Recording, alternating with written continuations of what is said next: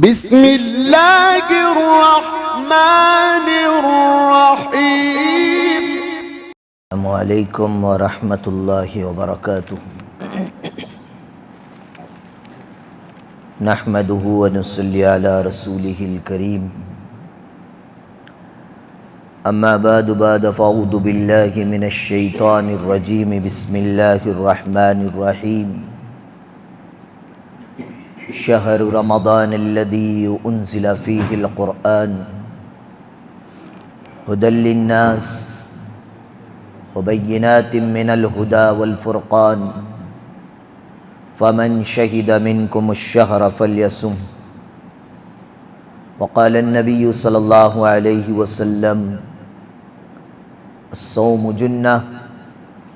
وقال النبی صلی اللہ علیہ وسلم الصیام والقرآن یشفعان للعبد یوم القیامہ۔ وقال النبی صلی اللہ علیہ وسلم هو شہر اولہ رحمۃ واوسطہ مغفرۃ وآخرہ عتق من النار، او کما قال علیہ الصلاۃ والتسلیم۔ اللہم صلی علی محمد فی اول واوسط وآخر کلامنا صلی اللہ علیہ وسلم۔ اللہم صلی علی محمد عدد ما فی علم اللہ کی صلاۃ دائمۃ بدوام ملک اللہ۔ رب اشرح لی صدری ویسر لی امری واحلل عقدۃ من لسانی یفقہوا قولی۔ تمام تعریفیں اس پاک پروردگار عالم کے لیے جس نے زمین و زمان کو بنا کر، مکین و مکان کو بنا کر بازے کو بازوں پر فضیلت عطا فرمائی ہے۔ درود و سلام آقا مدنی سرکار دو عالم حضرت محمد الرسول اللہ صلی اللہ علیہ وسلم کی ذات پر، جن کے ذریعے سے اللہ تبارک و تعالی نے زمین و زمان، مکین و مکان کے مناقب، فضائل اور کیے جانے والے اور نہ کرنے والے اعمال کو، جن کے ذریعے سے اللہ تعالیٰ نے ہمیں مطلع فرمایا۔ حضرات گرامی قدر و امت مسلمہ کے نوجوانوں، اللہ تعالیٰ نے قرآن مقدس میں ارشاد فرمایا هو الذی خلق السماوات والارض وما بینہما فی ستۃ ایام، کہ اللہ تعالیٰ نے زمین و آسمانوں کو پیدا فرمایا، اور زمین و آسمانوں کے درمیان جو کچھ ہے اللہ تعالیٰ نے ان تمام اسباب اور چیزوں کو 6 دن کے عرصے میں پیدا فرمایا ہے۔ صرف اللہ کی ذات خالق ہے۔ اللہ کے ماں سوا دنیا میں جو کچھ ہے یہ ساری کی ساری مخلوق ہے، اور اللہ تعالیٰ کی مخلوقات میں سے زمانہ جسے میں اور آپ کہتے ہیں، اس زمانے کو بھی اللہ تعالیٰ نے پیدا فرمایا، اور پوری کائنات میں جو کچھ بھی جیسے بھی مکان ہیں یہ سارے اللہ تبارک و تعالیٰ نے پیدا فرمائے ہیں۔ اللہ تعالیٰ نے زمان و مکان میں جس زمانے کو چاہا مقدس بنایا، جس مکان کو چاہا متبرک بنایا ہے۔ زمانے کے مقدس کا تذکرہ آقا مدنی سرکار دو عالم حضرت محمد الرسول اللہ صلی اللہ علیہ وسلم نے ارشاد فرمایا، جس حدیث کو ہم ہر جمعہ کے خطبہ ثانی میں پڑھتے ہیں، خیر القرون قرنی، اللہ کے نبی نے ارشاد فرمایا تمام زمانوں میں سب سے بہترین زمانہ میرا زمانہ ہے، ثم الذین یلونہم، میرے بعد میرے صحابہ کا زمانہ سب سے اچھا ہے، ثم الذین یلونہم، پھر میرے صحابہ کے زمانے کے بعد تابعین کا زمانہ سب سے بہتر ہے۔ ان تین زمانوں کی بہتری کی اللہ کے نبی صلی اللہ علیہ وسلم نے ضمانت دی، تو معلوم یہ ہوا حضرت آدم علیہ السلام کی پیدائش کے زمانے سے لے کر قیامت کے دن کے صبح میں جو سور پھونکا جاتا ہے، اس میں جتنے ادوار اور زمانے پائے جائیں، ان تمام زمانوں میں سب سے بہترین زمانہ جناب محمد الرسول اللہ صلی اللہ علیہ وسلم کا زمانہ ہے، ان کے بعد صحابہ کا زمانہ اور اس کے بعد تابعین کا زمانہ۔ اسی طرح زمانے کے بارے میں ایک اور حدیث میں آتا ہے لا تسبوا الدہر، اللہ کے نبی نے ارشاد فرمایا کہ زمانے کو گالی نہ دو۔ بعض دفعہ انسان اپنی زندگی میں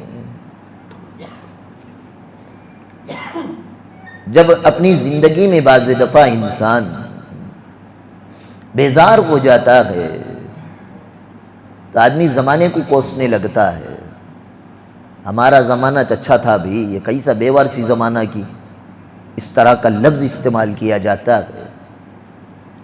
اللہ ہم سب کی زبانوں کی حفاظت فرمائے۔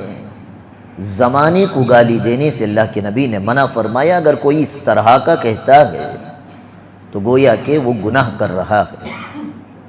آگے حدیث میں ارشاد فرمایا زمانے کو کیوں گالی نہ دے؟ اس لیے کہ زمانے کو پیدا کرنے والی ذات اللہ تبارک و تعالیٰ کی ہے۔ تو غرض یہ ہے اللہ تعالیٰ نے زمان و مکان بنایا، اور زمان و مکان میں سے جس زمانے کو چاہا اللہ تعالیٰ نے مقدس بنایا، جیسا کہ خیر القرون قرنی کی مثال میں نے دی، اسی طرح اللہ تعالیٰ نے جس مکان کو چاہا متبرک بنایا۔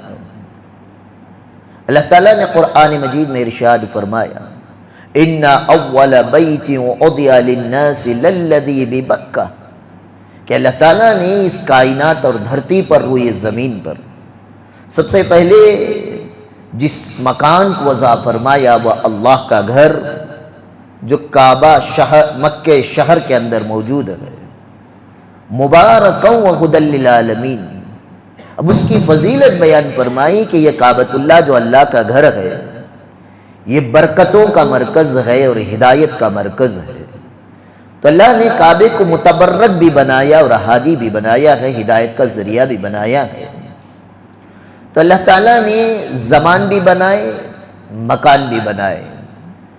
زمانے کو بھی اللہ نے مقدس مقام و مرتبہ دیا بعض زمانوں کو، ایسے ہی مکانات میں بھی بعض مکانات کو اللہ تبارک و تعالیٰ نے مقامات، متبرکات، فضیلت اور اونچائی عطا فرمائی ہے۔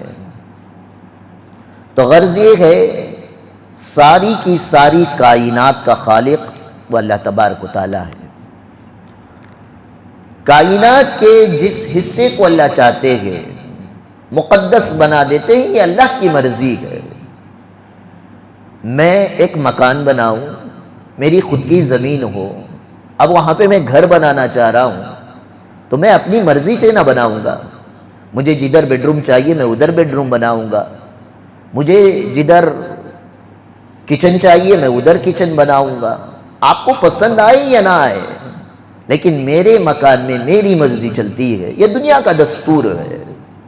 ایسے ہی یہ ساری کائنات کو پیدا کرنے والا خالق اللہ، ساری کائنات کو کائنات کا مالک اللہ تعالیٰ، اب اللہ کی مرضی ہے، اللہ جس زمانے کو چاہے مقدس بنائے، جس مکان کو چاہے متبرک بنائے، اس میں کسی کو چوں چرا کی گنجائش نہیں ہے۔ تو زمانوں میں یہ بات گزری، سب سے بہترین زمانہ حضور اکرم حضرت محمد الرسول اللہ صلی اللہ علیہ وسلم کا زمانہ ہے، اس کے بعد صحابہ کا اور تابعین کا، اور اس کے بعد یہ نہیں ہے کہ سارا زمانہ خراب ہے، پھر اس زمانے میں اللہ تبارک و تعالیٰ نے کیٹیگریز بنائے، زمانے کے کچھ حصے بنائے، جیسے 100 سال کا ایک زمانہ قرار دیا گیا، ایک صدی قرار دی گئی، ایسے ہی 365 دن کا ایک برس قرار دیا گیا، سال کے 12 مہینے قرار دیے۔ اللہ تعالیٰ نے خود قرآن مجید میں ارشاد فرمایا ان عدت الشہور عند اللہ 12 شہرا، کہ مہینوں کی کوانٹٹی، تعداد اللہ تبارک و تعالیٰ کے نزدیک سال کے 12 مہینے ہیں۔ یہ 12 مہینے اللہ تعالیٰ نے خود بنائے ہیں، شوال، ذوالقعدہ، ذی الحج، محرم، صفر، ربیع الاول، ربیع الاخر، جمادی الاولیٰ، جمادی الثانی، رجب، شعبان، یہ 11 مہینوں کے نام عرب کے لوگوں نے رکھے، لیکن رمضان ایک ایسا مہینہ ہے جس کا نام بھی اللہ تعالیٰ نے انتخاب فرمایا۔ اسی لیے خطبے کے شروع میں وہ آیت کریمہ پڑھی جس میں اللہ تعالیٰ نے رمضان کریم کا ذکر فرمایا۔ تو اللہ تعالیٰ نے زمانے کے بعض حصوں کو بھی مقدس اور متبرک بنایا ہے، اور زمانے کے جس حصے کو چاہا اللہ تعالیٰ نے مقدس بھی بنایا، برکتوں والا بھی بنایا، رحمتوں والا بھی بنایا، مغفرتوں والا بھی بنایا، دوزخ سے خلاصی والا بھی بنایا، اپنا قرب دینے والا بھی بنایا۔ البتہ اللہ تعالیٰ نے جو رمضان کا جو ایک مہینہ جو بنایا ہے، وہ ایک مہینے کو یہ تقدس عنایت فرمایا کہ اس میں اللہ تعالیٰ اعمال کی قیمتوں کا اضافہ فرما دیتے ہیں، جبکہ 11 مہینوں کے مقابلے میں جب رمضان کو دیکھتے ہیں تو ظاہری اعتبار سے کوئی تبدیلی نظر نہیں آتی۔ 11 مہینے جس طرح سورج مشرق سے نکل کر مغرب میں ڈوبتا ہے، رمضان میں بھی مشرق سے نکل کر مغرب ہی میں ڈوبتا ہے، ٹائمنگ میں کوئی تبدیلی نہیں۔ جیسے 11 مہینوں میں جو ٹائم پر سورج نکل رہا ہے، جو ٹائم پہ ڈوب رہا ہے، باقی 11 رمضان میں بھی ویسے ہی ہوتا ہے، چاند بھی ویسے ہی اپنے کارنامے انجام دیتا ہے، ستاروں کے اندر وہی چمک اللہ تعالیٰ نے باقی رکھی ہے۔ تو غرض یہ ہے کہ رمضان جو پورے کا پورا مہینہ ہے، اس کے شب و روز میں، دن و رات میں، یا مہینے میں، یا سورج کے نکلنے اور ڈوبنے میں، یا اس کی رفتار میں کسی طرح کا اللہ تبارک و تعالیٰ نے کوئی تبدیلی نہیں فرمائی۔ البتہ اس مہینے کے اندر اللہ تعالیٰ نے اعمال کی قیمتوں میں اضافہ فرما دیا ہے، یا اعمال کی قیمتوں میں جو اضافہ ہوا یہ رمضان کے مقدس ہونے کی وجہ سے اللہ تعالیٰ نے اللہ نے اجر عنایت فرمایا ہے۔ جیسے آج شعبان کی آخری تاریخ چل رہی ہے، اللہ کے نبی صلی اللہ علیہ وسلم نے شعبان کے آخر میں صحابہ کو رمضان سے متعلق کچھ باتیں عرض کی۔ آج انہی کا میں آپ کے سامنے خلاصہ بیان کروں گا۔ 20 کر ڈالو۔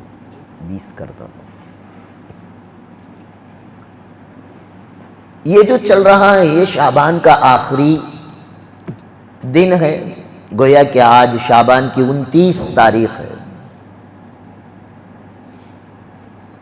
آج چاند رات ہے، ہو سکتا ہے کہ چاند نظر آ جائے، نہیں تو کل یقینی چاند نظر آنا ہے۔ اللہ کے نبی حضرت محمد الرسول اللہ صلی اللہ علیہ وسلم کے احادیث میں ایک خلاصہ ملتا ہے۔ اس سے پہلے کا جو مہینہ تھا وہ تھا رجب کا مہینہ۔ رجب کے مہینے کی جب پہلی چاند کی تاریخ نکلی، چاند نکلا، حضور اکرم صلی اللہ علیہ وسلم نے دعا فرمائی، اللہم بارک لنا فی رجب و شعبان وبلغنا رمضان۔ اے اللہ ہمارے رجب اور شعبان کے مہینے میں برکت عنایت فرما اور ہماری زندگیوں کو رمضان تک پہنچا دے۔ تو گویا کہ رجب سے حضور اکرم صلی اللہ علیہ وسلم رمضان کی تیاری فرمایا کرتے تھے۔ اور پچھلے شب برات کے موقع پر میں نے آپ حضرات کے سامنے شعبان کے مہینے میں حضرات صحابہ کا عمل کیا، یہ میں مکمل طور پر بیان کر چکا ہوں۔ جیسے ہی رجب کا چاند نظر آتا، اللہ کے نبی یہ دعا کا اہتمام کر کے امت کو بتایا، دیکھو رجب اور شعبان کے بعد جو مہینہ آنے والا ہے بڑا مقدس مہینہ ہے، اور گھر پہ آنے والا مہمان جتنا مقدس ہوتا ہے تیاری بھی اتنی زوروں سے ہوتی ہے۔ تو اللہ کے نبی نے 2 مہینے پہلے رمضان کی تیاری کر کے امت کو بتا دیا آنے والا رمضان کا مہینہ کتنا مقدس مہینہ ہے۔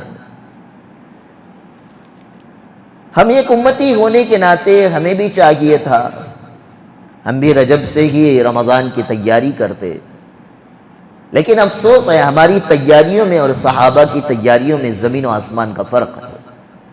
ہماری تیاری چیزوں کی تیاری ہوتی ہے، اسباب کی تیاری ہوتی ہے، عید کے کپڑوں کی تیاری ہوتی ہے، رمضان کے اندر گنجی جو بنائی جاتی ہے اس کی تیاری، آش کی تیاریاں ہوتی ہے، پاپڑ اور اچار کی تیاریاں ہوتی ہیں۔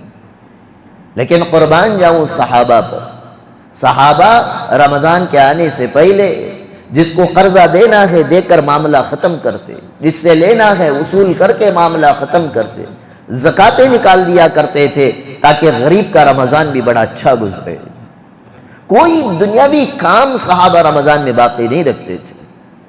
یہ مہینہ اللہ کے نبی صلی اللہ علیہ وسلم نے اللہ سے قرب حاصل کرنے کا مہینہ قرار دیا، تو ہر صحابی کی کوشش یہ رہتی تھی کہ ہم اس مہینے کے ایسا اہتمام کریں، ایسی پابندیاں کریں کہ اللہ تعالی ہم سے راضی اور خوش ہو جائے۔ لیکن افسوس کہ آج وہ تیاریاں، وہ تڑپ، وہ اللہ تعالیٰ سے محبت، وہ اللہ تعالیٰ کی رضا اور خوشنودی اور قرب حاصل کرنے کا جذبہ نہ مجھ میں رہا، نہ آج کے دور کے کسی مسلمان میں رہا۔ اور جن لوگوں نے رجب سے تیاری کی وہ قابل مبارکباد ہیں۔ اللہ کرے کہ اللہ ہم سب کو رمضان کی قدردانی کرنے کی توفیق عطا فرمائے۔ بعض علماء نے یہاں تک لکھا کہ کم از کم ایک امتی ہونے کی حیثیت سے رجب سے چاند رمضان نظر آنے تک اللہم بارک لنا فی رجب و شعبان وبلغنا رمضان، اس دعا کا اہتمام کرنا بعض علماء نے فرمایا سنت ہے، اور جس نے اس دعا کا اہتمام نہیں کیا فرمایا اس نے 2 مہینے خلاف سنت والی زندگی گزاری ہے۔ اب اندازہ لگائیں، ہم اپنے آپ سے پوچھیں کیا 2 مہینے کا عرصہ ہم نے گزار دیا، 2 مہینے میں ہم نے کتنے دن اس دعا کا اہتمام کیا؟ کیا کبھی دعا کی ہے اللہ ہمارے رجب کے مہینے میں، شعبان کے مہینے میں برکت دے، ہماری زندگی کو رمضان تک پہنچا دے؟ اس لیے کہ رمضان کا بہت اونچا مقام ہے۔ بہرحال رمضان جب آئے گا تو آپ حضرات کے سامنے رمضان کی فضیلتیں بیان کی جائیں گی۔ مشہور حدیث ہے، ہر موقع پر آپ سنتے ہیں، حضرت سلمان فارسی رضی اللہ تعالیٰ عنہ راوی ہیں، شعب الایمان للبیہقی کی یہ حدیث ہے، حضور اکرم صلی اللہ علیہ وسلم شعبان کے اخیر میں صحابہ کو بٹھا کر ایک نصیحت فرما رکھے۔ یہ 2 حدیثوں کو ملا کر شیخ الحدیث زکریا صاحب رحمۃ اللہ علیہ نے اپنے فضائل اعمال کے فضائل رمضان میں اس حدیث کو بیان کیا ہے۔ حضرت سلمان فارسی فرماتے ہیں، ان سلمان رضی اللہ تعالی عنہ قال خطبنا رسول اللہ صلی اللہ علیہ وسلم فی آخر یوم من شعبان، حضور صلی اللہ علیہ وسلم نے شعبان کی آخری تاریخ میں ہم صحابہ کو بٹھا کر ایک نصیحت فرمائی۔ یہ نصیحت اس لیے آج آپ حضرات کے سامنے پیش کی جا رہی ہے کہ اللہ تعالی ہمیں بھی یہ رمضان میں اس نصیحت پر حضور صلی اللہ علیہ وسلم کے عمل کی توفیق عطا فرمائے۔ آگے فرماتے ہیں حضرت سلمان رضی اللہ تعالی عنہ، اللہ کے نبی نے فرمایا فقال یا ایھا الناس، اے سارے کے سارے انسانوں۔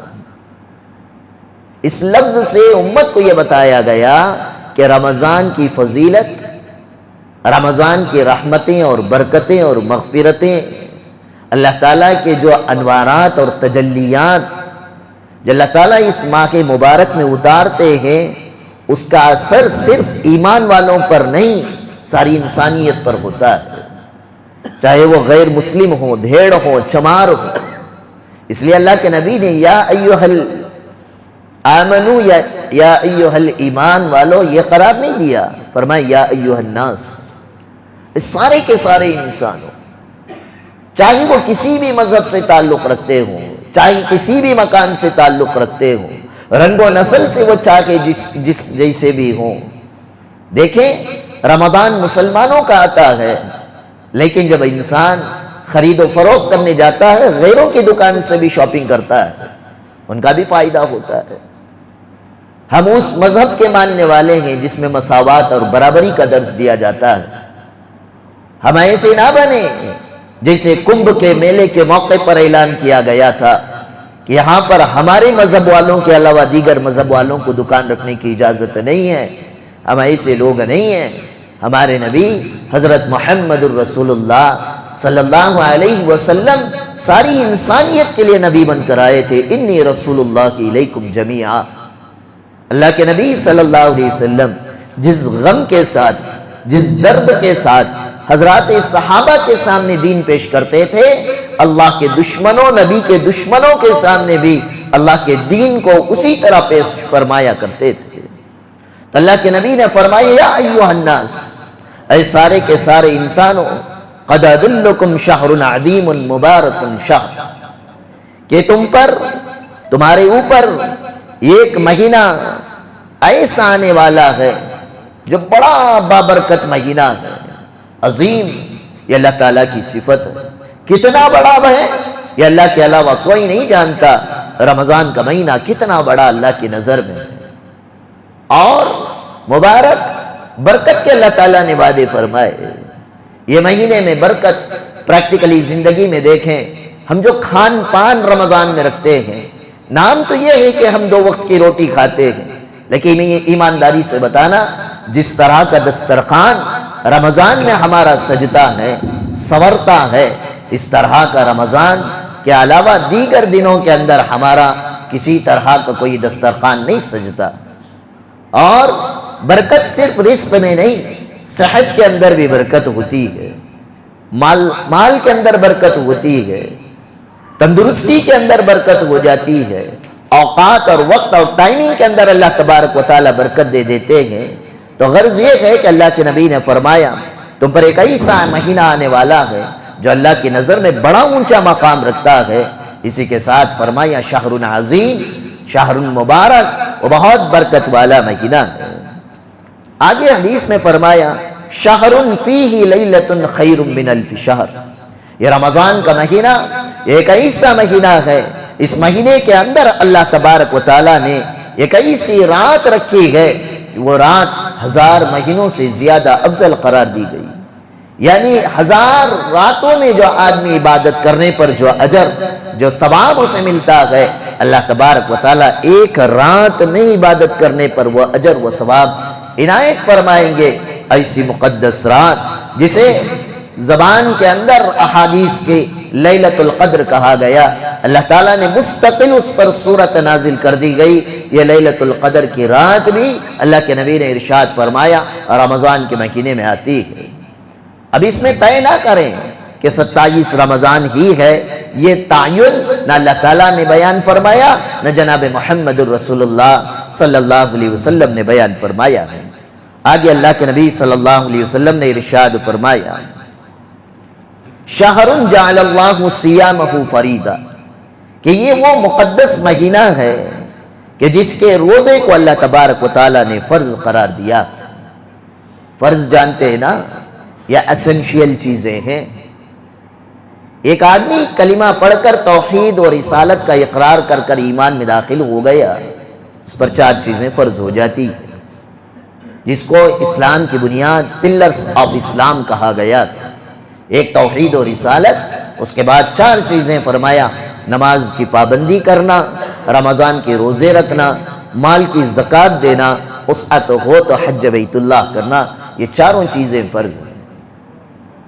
امام شافعی رحمۃ اللہ علیہ کے نزدیک اگر کوئی آدمی ایک فرض بھی چھوڑتا ہے، امام شافعی رحمۃ اللہ علیہ فرماتے ہیں وہ آدمی کافر ہو جاتا ہے، دائرہ اسلام سے نکل گیا ایک نماز چھوڑنے والا۔ امام مالک اسی بات کی طرف اپنا ایک رائے امام شافعی کی تراغی ہے۔ امام احمد ابن حنبل فرماتے ہیں اذا مات الانسان، ایک آدمی ایسی حالت میں مر رہا ہے، ترک ثلاثۃ الصلاۃ متعمدا، جس نے جان بوجھ کر 3 نمازیں چھوڑی ہے، فہو کافر، وہ آدمی کافر ہو گیا۔ ایسے کافر ہوا اذا ماتا، اسی حالت میں اگر وہ مر جاتا ہے، فلا یغسل لا، اسے غسل نہ دیا جائے، ولا یکفن لا، اسے کفن نہ دیا جائے، ولا یدفن له فی مقابر المسلمین، اور اسے مسلمانوں کے قبرستان میں دفنانے کے لیے بھی جگہ نہ دی جائے۔ لیکن امام اعظم ابو حنیفہ نعمان ابن ثابت رحمۃ اللہ علیہ، جس امام کی میں اور آپ تقلید کرتے، امام ابو حنیفہ رحمۃ اللہ علیہ فرماتے ہیں اگر کوئی آدمی جان بوجھ کر ایک نماز کو چھوڑتا ہے، اسے کالی کوٹری میں بند کر کے ایسے مارو کہ وہ خون میں لہو لہان ہو جائے، اور وہ خون میں لت پت ہونے کے بعد اقرار کرے میں آئندہ ایک نماز نہیں چھوڑوں گا، اس وقت تک اسے باہر مت چھوڑنا۔ ایمانداری سے بتائیں کیا آج ویسی تربیت ہم اپنی اولاد کی کر رہے؟ یہ مسجد کا امام اور خطیب نہیں کہہ رہا ہے، یہ وہ ائمہ ہیں جن کے مسالک کا سکہ ساری دنیا کے اندر چلتا ہے۔ ہم اولاد کو کیا تربیت کرتے؟ ہماری زندگی میں ٹٹول کر دیکھیں ہم نے آج فجر کی نماز کتنے لوگوں نے پڑھی ہے۔ تو غرض یہ ہے، یہ اسنشیل چیزیں ہیں، اس کے بغیر انسان اسلام اور ایمان پر ٹک ہی نہیں سکتا ہے۔ اور دوسری چیز روزہ، سال میں 30 روزے رمضان، چاہے 29 کا آئے یا 30 کا آئے، جتنے کا آ جائے اتنے دن کے روزوں کا اہتمام کرنا۔ اور مال اللہ تعالیٰ نے دیا ہے، نصاب میں بعد میں بیان کروں گا، زکوٰۃ فرض ہو رہی ہے تو زکوٰۃ نکال کر صحیح مصرف پر زکوٰۃ کا ادا کرنا یہ بھی فرض ہے۔ اللہ تعالیٰ نے مال دیا، وسعت دی، اتنی طاقت دی، آپ حرم مکی جا کر آنے کی طاقت اور بساط رکھتے ہیں، فرمایا گیا کہ آپ پر حج فرض ہے۔ بیٹی کی شادی ہوئی نہیں، خاص گھر اور مکان بنگلہ نہیں ہے، یہ حیلے تماشے نہیں چل سکتے۔ تو اللہ کے نبی صلی اللہ علیہ وسلم نے فرمایا یہ وہ مقدس مہینہ ہے، اس میں ایک ایسی رات آ رہی ہے جس رات میں عبادت کرنا 1000 راتوں میں عبادت کرنے سے بہتر ہے، اور یہ ایسا مہینہ ہے اس مہینے کے روزے کو جعل اللہ صیامہ فریضہ، اللہ تعالیٰ نے اس کے روزے کو فرض قرار دیا ہے۔ آگے اللہ کے نبی نے فرمایا وقیام لیلۃ تطوعا، اور رات کے قیام کو اللہ تعالیٰ نے ثواب کی چیز بنائی ہے۔ حضور اکرم صلی اللہ علیہ وسلم کے دور میں رات کی نماز کو قیام اللیل کہتے تھے۔ کیا کہتے تھے بھئی؟ قیام اللیل۔ قیام کہتے ہیں کھڑا ہونا، لیل کہتے ہیں رات میں۔ رات میں جو کھڑے ہو کر نماز کی جاتی ہے اسے قیام اللیل کہتے ہیں۔ آج بھی مڈل ایسٹ اور حجاز مقدس کے علاقے کے اندر قیام اللیل ہی کہتے ہیں۔ اب یہ الگ بات ہے کہ سعودی عرب نے کووڈ-19 کا بہانہ بنا کر 20 رکعت سے 10 رکعت پہ تراویح کو لے آیا ہے، اللہ تعالیٰ انہیں بھی ہدایت نصیب فرمائے۔ بہرحال بغیر کسی اشکالات کو اور اعتراضات کو چھیڑے ہوئے اتنا مان کر چلے، عند الاحناف رمضان میں جس طرح دن میں روزہ فرض ہے، ایسے ہی رات میں تراویح کا قیام کرنا، تراویح کا عبادت ادا کرنا، اس کو سنت قرار دیا گیا ہے۔ اسی کی طرف حضور اکرم صلی اللہ علیہ وسلم نے فرمایا کہ اس کے رات کے قیام یعنی تراویح کو اللہ تعالیٰ نے ثواب کی چیز قرار دی ہے۔ آگے اللہ کے نبی حدیث میں ارشاد فرماتے ہیں من تقرب فیہ بخصلۃ کان کمن ادی فریضۃ فیما سوا، جو شخص اس مہینے میں کسی نیکی کے ساتھ اللہ کا قرب حاصل کرے، ایسا ہے جیسا کہ غیر رمضان میں اس نے فرض ادا کیا۔ یعنی اب ہم ایک فرض ادا کریں گے شعبان میں تو اللہ تعالیٰ کا جتنا قرب مجھے حاصل ہوگا ایسے ہی اگر رمضان میں اگر ایک نفل بھی پڑھوں گا تو اللہ تعالیٰ ایک فرض کے برابر اتنا قرب مجھے عطا فرمائیں گے۔ اللہ کے نبی نے اس حدیث میں یہ بتا دیا فرض اور نفل کے درمیان کا فرق کیا ہے۔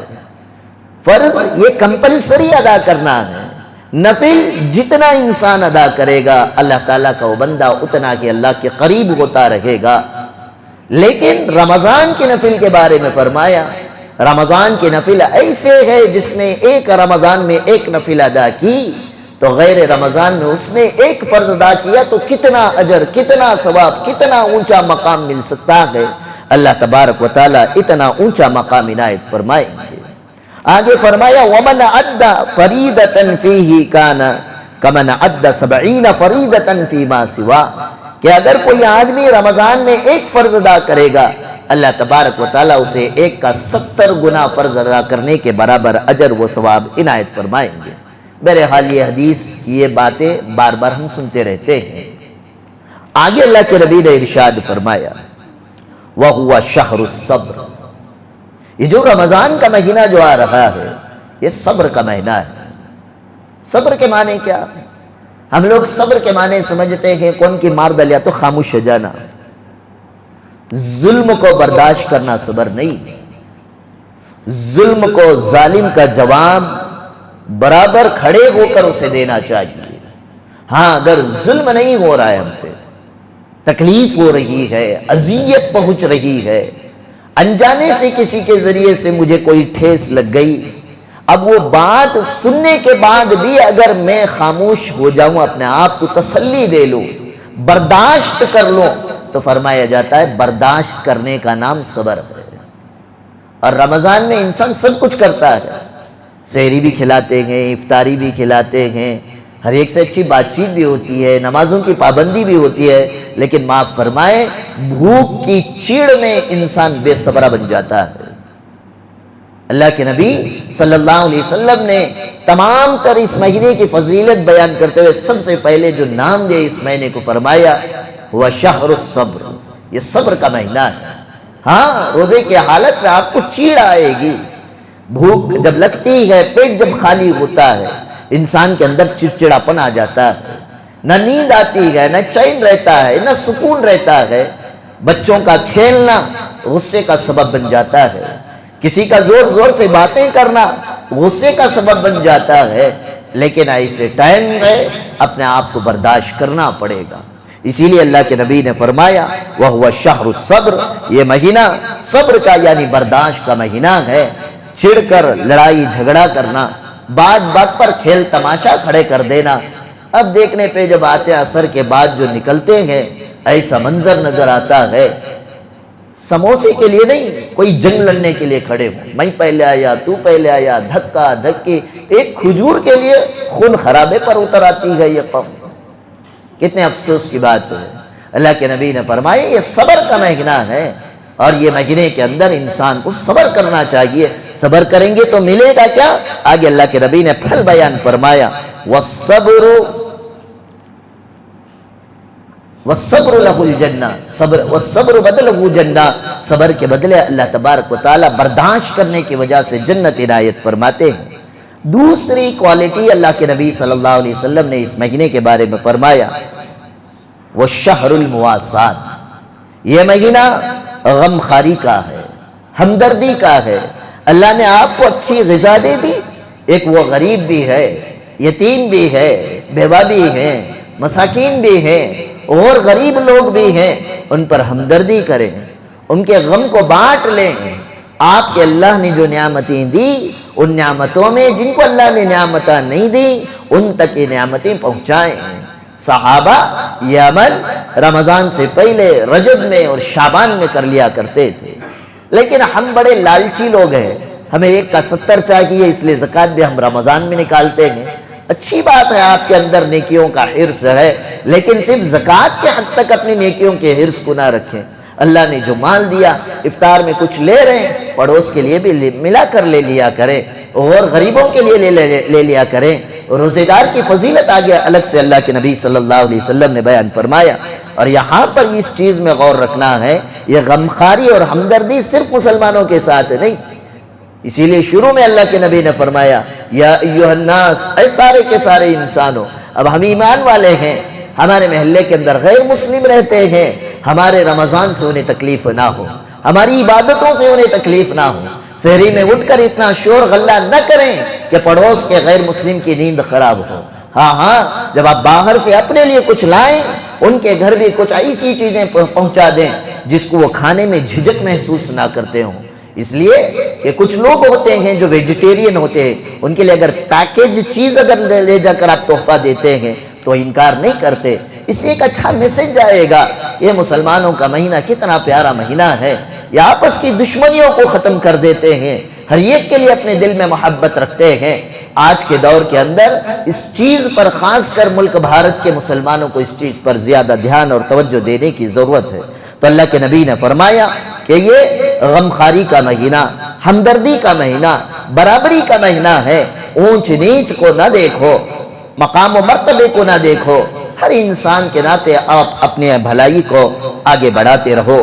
آگے اللہ کے نبی نے فرمایا وَشَهْرٌ يُزَادُ فِي رِزْقِ الْمُؤْمِنِ، یہ وہ مہینہ ہے جس مہینے کے اندر اللہ تبارک و تعالیٰ ایمان والے کے رزق کو بڑھا دیتے۔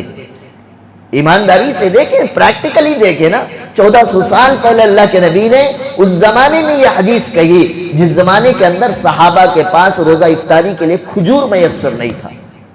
17 رمضان میں جنگ بدر ہوئی، تاریخ بدر کے اندر لکھا ہوا ہے ایسے 7 صحابہ جنگ بدر کے میدان میں پہنچے تھے جن کو سحری میں کچھ نہ ملا، ایک کھجور میں 7 صحابہ نے سحری کی تھی۔ ایسی دور میں اللہ کے نبی نے بشارت دی کہ ایک وہ زمانہ آئے گا رمضان میں لوگ دیکھیں گے اللہ تعالیٰ ایمان والوں کے رزق کو بڑھا دیتے۔ آج ہم اب غور کریں 11 مہینے تک ہم نے کیا کھایا اور آنے والے مہینے میں ہم کیا کھاتے ہیں، یہ اللہ تعالیٰ کھلاتا ہے رمضان کی برکت سے، لیکن اس پر خود قابض بن کر نہ رہے، اس میں مجبور، لاچار، غریب، نادار لوگوں کا حق بھی ہوتا ہے، اس کو بھی ادا کرنے کی مجھے اور آپ کو کوشش کرنا چاہیے۔ آگے اللہ کے نبی نے فرمایا من فطر فیہ صائما کان مغفرۃ لذنوبہ، جو آدمی کسی روزے دار کو اگر روزہ افطار کراتا ہے، کسی روزے دار کو افطار کرا دیتا ہے تو اللہ تبارک و تعالی اس افطار کرانے کی وجہ سے افطار کرانے والے کے سارے گناہوں کو معاف فرما دیتے ہیں۔ آج ہم پریشان ہوتے ہیں تو مولویوں کے پاس جاتے ہیں، حضرت بہت پریشانی، دعا کرو حضرت بہت بڑا گنہگار، حضرت میری مغفرت ہونا دعا کرو۔ ارے مولویوں کے چکر میں آنے کی ضرورت نہیں، اللہ تعالیٰ بہت بڑا کریم اور رحیم ہے، وہ اپنے ہزاروں ماؤں سے زیادہ محبت کرنے والی ذات ہے۔ کبھی اللہ کے سامنے گڑ گڑا کر توبہ کے 2 آنسو بہا کر شرمندہ ہو کر اللہ تعالیٰ سے مغفرت تو مانگو۔ اللہ نے رمضان دیا ہی اس لیے ہے تاکہ میں اپنے بندوں کو کسی نہ کسی بہانے سے ان کے گناہوں کو معاف فرما دوں، اس لیے یہ مہینہ دے کر فرمایا اے میرے بندے جا کسی روزہ افطار کرانے والے کو تو روزے دار کو افطار کرا دے، تیرے افطار کرانے کی وجہ سے میں تیرے سارے گناہوں کو معاف فرما دوں گا۔ آگے اللہ کے نبی صلی اللہ علیہ وسلم نے فرمایا وَإِتْقُ رَقَبَةٍ مِّنَ النَّارِ، اگر کسی روزے دار کو افطار کرایا گناہ بھی معاف فرمائیں گے۔ آگے فرمایا کہ اللہ تعالیٰ اسے دوزخ سے نجات بھی عنایت فرما دیتے۔ ایک افطار کرانے پر اللہ تعالیٰ نے اجر دیا۔ اب اس کا مطلب یہ نہیں کہ آپ گلی سارا چندہ کر کے آپ افطار کی پارٹیاں رکھیں، نہ یہ منع ہے۔ اب چندہ کریں گے، کوئی حلال کی بھی ڈالے گا، کوئی چیٹ والا بھی ڈالے گا، کوئی فنڈ والا بھی ڈالے گا، حرام کا مال آپ روزے دار کو کھلا کر اس کے روزے کو ختم نہ کریں۔ اللہ نے آپ کو طاقت دی ہے، آپ یہ کھجور کھلا سکتے ہیں، یہ کھجور کھلائیں۔ آگے حدیث میں ہے وہ سارے الفاظ، اس لیے چندہ کر کے اکٹھا کر کے زور زبردستی کسی سے چاول لے کر یہ گلی کے اندر افطار پارٹی، وہ گلی کے اندر افطار پارٹی، یہاں پہ سحری کی دعوت، اس طرح کا بد نظمی کا قانون نہ لاگو کریں۔ اللہ تعالیٰ نے آپ کو جو طاقت دی ہے، ایک روزے دار کو آپ کھلا سکتے ہیں، آپ مالک ہیں، آپ کے دکان میں 4 کام کرنے والے ہیں، چاروں روزے دار ہیں، آپ خوش نصیب ہیں، اپنے نوکروں کو افطار کرا دو، وہ بھی خوش۔ رمضان آتا ہے تو میرا آقا میری کتنی تیمارداری کرتا ہے، کتنے وہ سخاوت کے دروازے کھول دیتا ہے، محبتوں میں بھی اضافہ ہو جاتا ہے۔ اللہ تعالیٰ گناہوں کو بھی معاف فرما دیتے ہیں اور دوزخ سے بھی خلاصی عنایت فرما دیتے ہیں۔ آگے اللہ کے نبی صلی اللہ علیہ وسلم نے فرمایا وَكَانَ لَهُ مِثْلُ عَجْرِ ہاں روزے دار کے ثواب کے مانند ثواب بھی ملے گا. خالی مغفرت نہیں، خالی دوزخ سے خلاصی نہیں، روزہ دار روزہ رکھنے کی وجہ سے اسے جتنا ثواب دیا اللہ تبارک و تعالیٰ افطار کرانے والے کو بھی اتنا ثواب عنایت فرماتے ہیں. تو کتنا خوش نصیب ہوگا، خود بھی روزہ رہا، کسی کو افطار بھی کرا دیا، گناہوں کی بھی معافی ہو گئی، دوزخ سے بھی نجات مل گئی، خود کے روزے کا بھی ثواب ملا، جسے افطار کرا یا اس کے افطار کا بھی ثواب اگر مل جاتا ہے. تو اسی لیے فرمایا یہ رمضان اللہ دیا ہے انسانیت کو مغفرت دے کر جنت میں بھیجنے کے لیے. اللہ نے اس رمضان کے مہینے کو ذریعہ اور سبب بنایا ہے. آگے فرمایا من غیر ان قسم من اجرہ شیء، روزے دار کو افطار کرانے کی وجہ سے تمہیں جو روزے کا ثواب ملا ہے وہ تو ملے گا. اس کا مطلب یہ نہیں کہ روزے دار کو ثواب نہیں ملے گا. اللہ کے نبی نے فرمایا اس کے روزہ رکھنے کی وجہ سے اسے بھی اتنا ہی ثواب ملے گا. تم نے افطار کرا دیا اتنا ثواب تمہیں بھی اللہ تبارک و تعالی عنایت فرمائیں گے. جب یہ باتیں چل رہی تھی صحابہ ہماری طرح فراوانی والی زندگی نہیں گزار رہے تھے، ہماری طرح بنگلے والی زندگی نہیں گزار رہے تھے. خدا کی قسم آج کے دور میں جو اپنے آپ کو غریب کہتا ہے نا، وہ میرے صحابہ کے دور کو دیکھ لے. سن ہجری 6 سے پہلے صحابہ کی جو زندگی تھی وہ زندگی کو دیکھ لے، ہم اپنے آپ کو غریب بولنا بھول جائیں گے. اس لیے کہ سن ہجری 6 سے پہلے صحابہ کے پاس جنگ خیبر سے پہلے صحابہ کے گھر پہ مہینوں چولہا نہیں جلتا تھا، پیٹ پر پتھر باندھ کر زندگیاں گزارا کرتے تھے.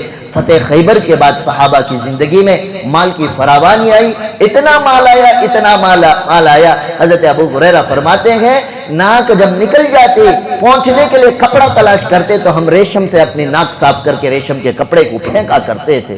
صحابہ کے گھروں میں اس کے بعد فتح خیبر کے بعد سن ہجری 6 کے بعد سونے کی ڈلیاں گھر کے کونے میں ایسے پڑے رہتی تھی جیسے پتھر کے ٹیلے پڑے ہوئے ہوں. لیکن اس سے پہلے صحابہ کی زندگی، ان کی غربت، ان کی مسکنت کا میں اور آپ اندازہ نہیں کر سکتے. تو ایسے صحابہ تھے، صحابہ نے پوچھ لیا قالوا یا رسول اللہ صلی اللہ علیہ وسلم لیسا کلنا یجد ما یفطر الصائم. اللہ کے نبی صلی اللہ علیہ وسلم ہم میں سے ہر کوئی اتنی طاقت نہیں رکھتا کہ ہر کوئی روزے دار کو افطار کرا دے. میرا خود کا افطار کرنا مشکل ہے، میں کہاں سے کسی اور کے لیے افطار کروں گا. آپ نے وہ مشہور واقعہ سنا ہوگا، ابن نام نکل رہا ہے ذہن سے، صحابی آئے اللہ کے نبی سے عرض کیا تھا اللہ کے نبی روزے کی حالت میں بیوی سے جا کے مل بیٹھا. اللہ کے نبی نے فرمایا پھر تو تمہیں کیا کرنا پڑے گا، 60 روزوں کا کفارہ ادا کرنا پڑے گا. فرمایا اللہ کے نبی ایک روزے میں یہ حال ہے تو 60 میں کیسے ادا کروں. فرمایا پھر 60 مسکینوں کو کھانا کھلاؤ. 60 مسکین، میرے سے بڑا مسکین مدینے میں کون ہے. اللہ کے نبی نے فرمایا اگر نہیں کر سکتے تو بیٹھ جاؤ تھوڑی دیر میں صدقے کے کھجور آئے. اللہ کے نبی نے دے کر فرمایا جاؤ مدینے کے مسکینوں میں تقسیم کر دو. فرمایا اللہ کے نبی پورے مدینے میں میرے سے زیادہ مسکین کوئی نہیں ہے. تو یہ حالت تھی حضرات صحابہ کی.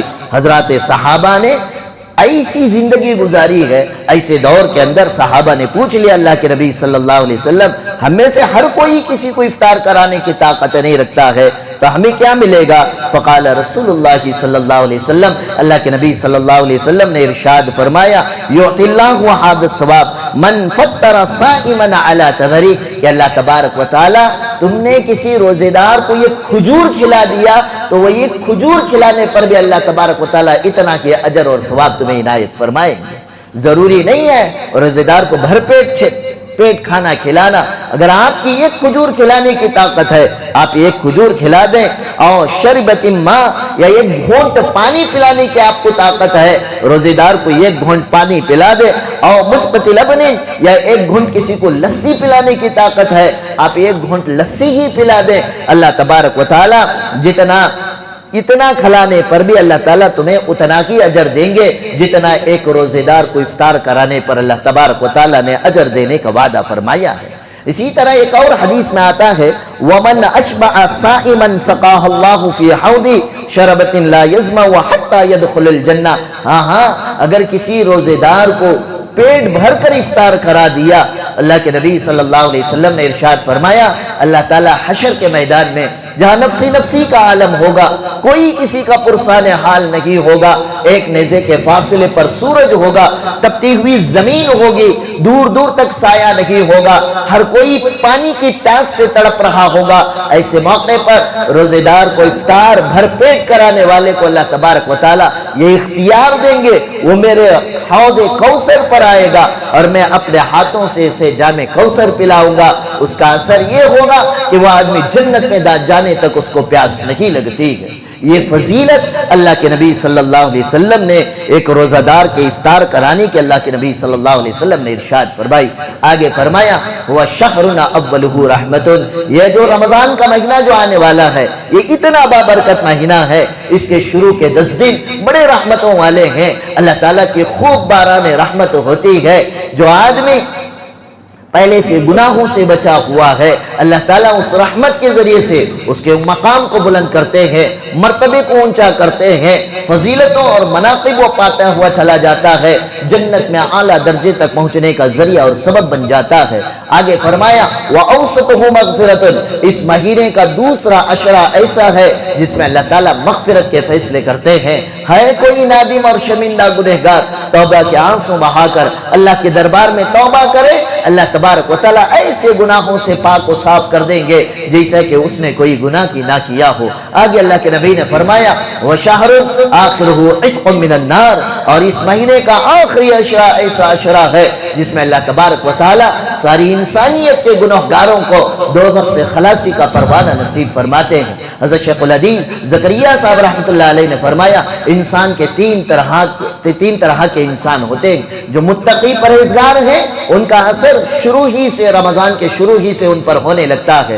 دوسرے وہ کیٹیگری کے لوگ جو کبھی گناہ بھی کر لیتے ہیں اور توبہ بھی کر لیتے ہیں، ہاں نیکیاں بھی کرتے ہیں، نماز نہیں چھوڑتے، اللہ کو ناراض کرنے والے کام نہیں کرتے ہیں، ان کو دوسرے عشرے سے رمضان کا فائدہ حاصل ہونے لگتا ہے۔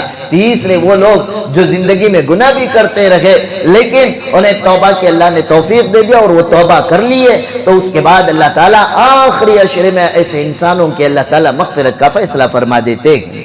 اسی طرح شعب ایمال کے اندر اور ایک بات آگے لکھی ہوئی ہے، رمضان میں کیے جانے والے کاموں کے متعلق فرمایا جناب محمد رسول اللہ صلی اللہ علیہ وسلم نے وَمَنْ خَفَّفَ عَنْ مَمْلُوكِهِ فِيهِنْ غَفَرَ اللَّهُ لَهُ وَعَاتَقَهُ مِنَ النَّارِ، جو شخص اس ماہ مبارک میں اپنے پاس کام کرنے والے ملازمین، خدام اور غلاموں کے کام کو ہلکا کر دیتا ہے، تخفیف کر دیتا ہے، کم کر دیتا ہے، اللہ تبارک و تعالیٰ اس مالک کی مغفرت پہ فرماتے ہیں اور دوزخ سے چھٹکارے کا پروانہ بھی نصیب فرماتے ہیں۔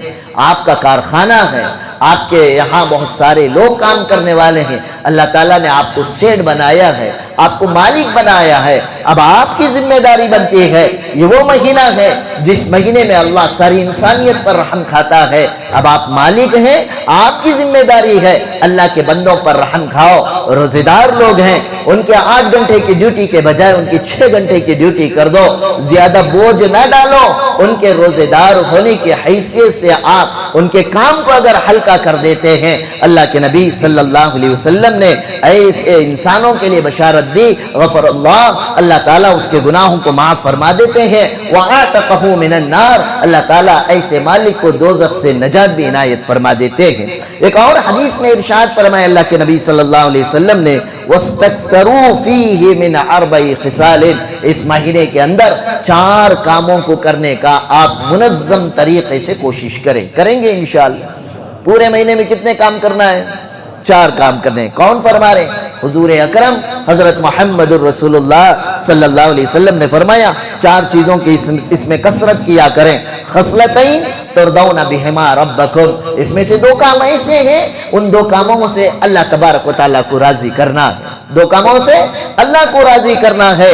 اور وہ خصلتین لا غناء بکم عنہما، 2 کام ایسے ہیں جن کے بغیر تمہیں کوئی چارہ کار نہیں ہے، وہ تو اپنے لیے ہیں، 2 اللہ کے لیے، 2 خود کی ذات کے لیے۔ اب آگے اللہ کے نبی صلی اللہ علیہ وسلم نے وہ 2 کام بتائے، فَأَمَّا الْخَصْلَتَانِ اللَّتَانِ، کہ وہ 2 کام جو اللہ کو راضی اور خوش کرنے کے لیے کرنے والے کام ہیں، وہ 2 کام یہ ہیں، شہادت لا الہ الا اللہ، پہلا یہ ہے کہ کلمہ طیبہ کی کثرت کرنا، اٹھتے بیٹھتے چلتے پھرتے ہر گھڑی لا الہ الا اللہ لا الہ الا اللہ لا الہ الا اللہ کی تسبیح کو معمول کریں۔ رمضان میں خاص کر اس حدیث سے فرمایا گیا اس سے اللہ تبارک و تعالی راضی اور خوش ہوتے ہیں۔ اور دوسرا فرمایا وَتُسْتَغْفِرُونَ کہ اللہ تعالیٰ سے کثرت سے استغفار کرے۔ استغفر اللہ ربی من کل ذنب وخطیئۃ واتوب الیہ، یہ آتا یہ پڑھے، یہ نہیں آتا استغفر اللہ الذی لا الہ الا هو الحی القیوم واتوب الیہ، یہ پڑھے، یہ بھی نہیں آتا۔ دین بہت آسان ہے، فرمایا استغفر اللہ استغفر اللہ استغفر اللہ کی تسبیح بھی کریں گے، یہ دو کاموں سے اللہ تبارک و تعالیٰ بڑا راضی اور خوش ہوتا ہے۔ آگے دو کام فرمائے وَأَمَّا الْخَصْلَتَانِ اللَّتَانِ لَا غِنَاءَ بِكُمْ کہ وہ دو کام جن کے بغیر مجھے اور آپ کو کوئی کار نہیں ہے، فرمایا وہ دو کام یہ ہے فَتَسْأَلُونَ اللَّهَ الْجَنَّةِ، ایک یہ ہے کہ اللہ تبارک و تعالیٰ سے جنت کو طلب کرو، وَتَعُوذُونَ بِهِ مِنَ النَّارِ، دوسرا یہ ہے کہ دوزخ سے نجات مانگو، یعنی اللہم انی اسألک الجنہ وَأَعُوذُ بِكَ مِنَ النَّارِ، اس دعا کا خاص کر اہتمام کرنا ہے۔ یہ پوری کی پوری 2-3 حدیثیں ہیں جس کو حضرت شیخ نے فضائل اعمال کے شروع میں رمضان سے پہلے شعبان میں اللہ کے نبی صلی اللہ علیہ وسلم نے جو حضرات صحابہ کے سامنے خطاب فرمایا، یہ وہی حدیث ہے۔ اللہ کے نبی صلی اللہ علیہ وسلم جوامع الکلم یعنی چند جملوں کے اندر پوری باتیں امت کو سمجھایا کرتے تھے۔ اس چھوٹی سی حدیث میں اللہ کے نبی نے مجھے اور آپ کو بتا دیا میرا اور آپ کا رمضان کیسا ہونا چاہیے۔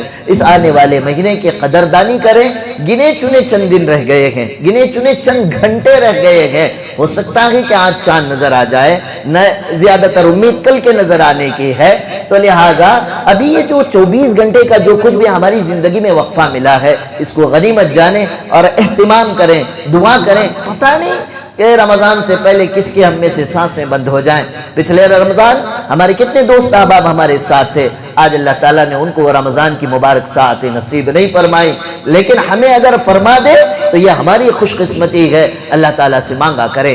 دوسری چیز یہ ہے کہ ابھی آنے والا مبارک مہینہ آ رہا ہے، اس سے پہلے میں مانتا ہوں میں بڑا گنہگار ہوں، میں خطا کار ہوں، میں سیاہ کار ہوں۔ کون ہے جو گناہ نہیں کرتا؟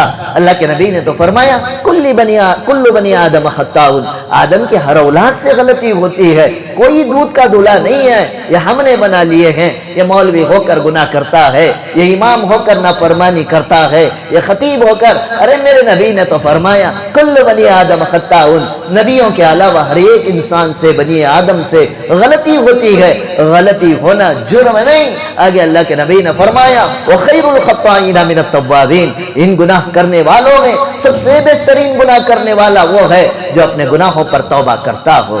ہاں اللہ تعالیٰ تو معاف کرنے کے لیے بیٹھے ہیں، اللہ چاہتے ہیں بندہ آ مجھ سے معافی مانگ، میں تجھے معافی عطا کر دوں۔ ہم بار بار سنتے ہیں اللہ ایک بندے سے 70 ماہ سے زیادہ محبت کرتے ہیں، یہ کسی حدیث میں ثابت نہیں ہے، لیکن ہاں سید انظر شاہ کشمیری رحمت اللہ علیہ نے اپنے خطاب میں بیان فرمایا ایک اللہ 1,00,000 ماؤں سے زیادہ اپنے بندوں سے محبت کرتا ہے، اتنی محبت کرتا ہے۔ وہ ماں اگر ہمیں گھر سے مار کر گھر سے باہر کر دے، ہماری نافرمانیوں کی وجہ سے ناراض ہو جائے، ہمیں دھکے دے کر بھیج دے، اگر اس ماں کو اطلاع دی جائے او مائی تیرے بیٹے کو آگ میں جلایا جا رہا ہے، ایمانداری سے بتانا کیا ماں برداشت کر پائے گی؟